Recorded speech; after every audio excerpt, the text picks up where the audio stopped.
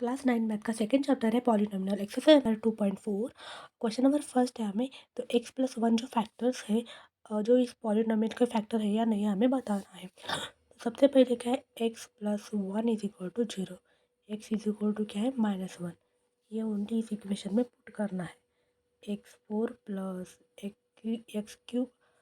X का third power यहाँ पे स्क्वायर x+1 -1 4 प्लस -1 का क्यूब प्लस -1 का स्क्वायर प्लस -1 प्लस 1।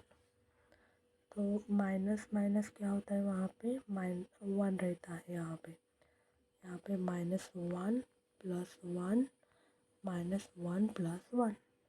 तो यहाँ पे आंसर क्या होता है 0 प्लस 0 प्लस 1। तो यहाँ पे आंसर क्या है 1 रहता है आंसर। इट मीन कि 1 is not equal to 0। It mean जो x+1 जो है ना तो इस पॉलिनोमियल के फैक्टर नहीं है। ओके।